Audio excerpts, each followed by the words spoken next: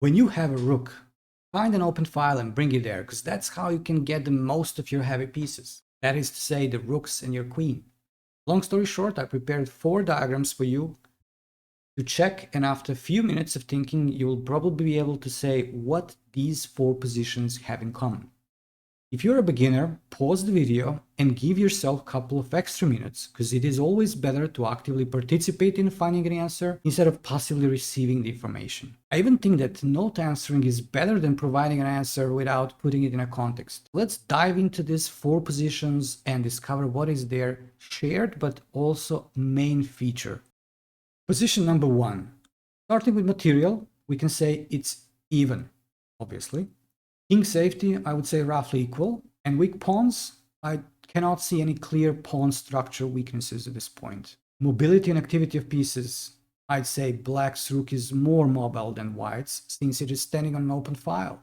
But it is white's turn, and as in every other situation, especially in those tactical puzzles, which this one is not, but you don't know that while playing a game. So before anything else, we are checking for checks, captures, and threats. There are definitely no useful checks at this point, but there is an interesting capture to consider here, trading queens. And what do we get from it?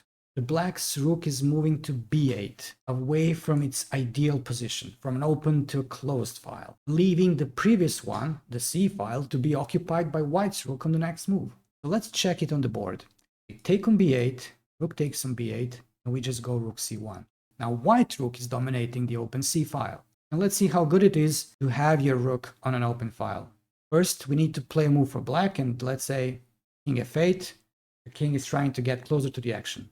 What white should do here? Pause the video and let's think what our rook can do in order to inflict the greatest possible pressure in the opponent's camp. I'm sure you're not hesitating too long here, placing the rook on the 7th rank. Now, from that place, white rook is hitting the most vulnerable of black's pawns, which are the f7 and b7 at the moment, while black's pieces are tied down, keeping them safe. The rook defending b7, the king defending f7. Black plays king e8. Okay, the king is trying to get closer, but it cannot go further, because the f7 pawn falls after king d8. Now, what should white do next? Can we improve the rook more than this? Or there is something else that we should take care of? Maybe improve. Force king g3, heading all the way to the f6 square by f4 e5, and there it is. Attacking f7 in coordination with the rook. If that pawn falls, white is definitely winning. Or in case black succeeds in defending it, let's say playing king f8, king g7 back to that place where it was before, the king of white may turn to the left, playing this way, going to this side of the board, and put black pawns on the queen side in danger, in a coordinated attack again with our rook from the 7th rank. The game is already completely lost for black. So king g3, king f8, king f4, king g8, king e5, king g7, a4. White is not really rushing to go with the king into the black's camp yet. It would be winning, but this way we are kind of saying, you know what, you don't have any useful move. I'm going to improve my pawns first, and then my king is going to walk into your queen side and collect your pawns. Black played b5 in an attempt to open the b file in case we take it. We don't want to trade obviously on b5 because the rook takes and the rook of black gets more active, but instead we just close it with a5. Here black just decided to resign because, you know, the a6 pawn is now a new weakness and it can easily fall after rook a7. And in case black just goes with rook a8 defending it, we just walk in with our king, king d6, king c6, king b7, and the pawn on a6 falls, and then the pawn on a file is going to promote it. We're moving on to see another example of how good controlling an open file can be. In the previous position, we needed to work a little in order to gain control over the open file. Here we don't need to do anything because the artillery is already standing well. c2 and c1 rooks are perfect. Only problem we have here is that we can't do anything with them until we free up one of the squares in front of our rooks. In the black's camp, of course, c6, c7 or c8. So how to prepare the invasion into the black's camp with our rooks? That's the question. And the answer is, if you want to pause again, you can do that, but I'm gonna skip right into the solution of this situation, and that's bishop b5. By eliminating one of the black's bishops, there will be at least one good place to use on the open c file, and that's going to be enough to win. Black took on b5, we take with the queen, and then after queen a7, just rook c6, hitting the two pawns, two weaknesses of black. out of which one must fall. And even after winning whichever pawn of black, white is going to keep pressing, so black couldn't find any reason to play on. Simple and quick, the game ended without anyone yet losing any material. At this point, it's even. And that's how powerful the control over an open file can be. Moving on to position number 3. Played recently by two genius young female players, Vaishali from India as white and Asabayeva, a prodigy and female world blitz chess champion from Kazakhstan, leading black's pieces. Now in this position, white is clearly dominating the open d file, and other than that, nothing else is standing out as a feature that helps assessing the situation. Now white could try to go after the black's king, because that's what we do when the opponent castles the other side of the board. I think the most of us would just storm the opponent's king with our pawns on the king side as white. That's my extra reason to choose this game, because Vaishali decided not to go after the king of black, but instead stressed the importance of what? Well, domination of the open file, and thus played here queen d4, offering to trade queens, getting an endgame, with again domination over the only open file, securing a constant advantage in an endgame that would have only two potential outcomes, either a draw or white wins. Now let's see how it continued. Queen took on d4, we got rook takes d4, of course, and then c5, after which the rook went to d2, of course, because it wants to stay out of the first rank, so that the other rook can join soon and create a nice battery, securing that black never gets in position to neutralize the power of white on the only open file.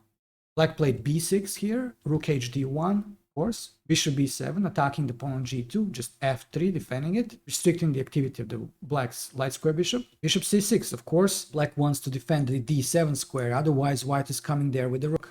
Well, since they are not allowing us to get to the 7th, what should we do? Well, obviously, bishop d5, raiding the bishops. And now white is coming to the 7th, obviously creating more serious problems for black to deal with. Rook f c8, rook d7, king f8, defending the pawn on e7, c4, getting space and preparing the king to march forward. We need to be careful a little bit here, because black is now threatening to offer the rooks on the d8 square, neutralizing the white's domination, completely equalizing them.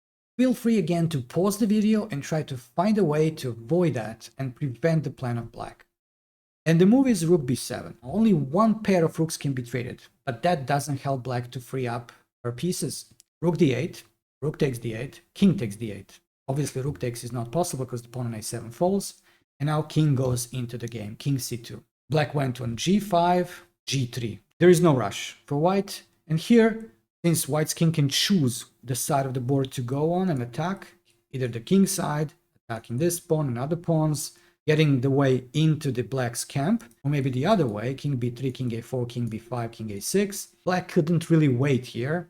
So here Asabayeva, playing black, couldn't really stand this passive position and waiting for Vaishali to bring her king and start collecting the pawns, whichever side she would want to, but instead sacrificed the pawn for activity, playing rook c8. Of course, Vaishali took the pawn on a7, after which Asabayeva played rook c6. This black rook wants to activate itself from the 6th rank. Overall, black gave material for activity, and that was a good chance, and only chance.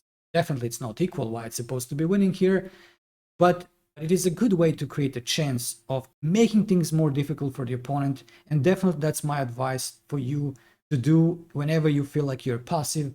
Give up a pawn. It is better than just waiting to be slaughtered and not being able to do anything. So Vaishali, leading white's pieces, managed to win this endgame about 15 moves after. Now, if you're interested in seeing how that happened, feel free to check the game in the description of the video. We're gonna instead move on to position number 4. There is again an open file, but this time there is no obvious way how to establish full control over it.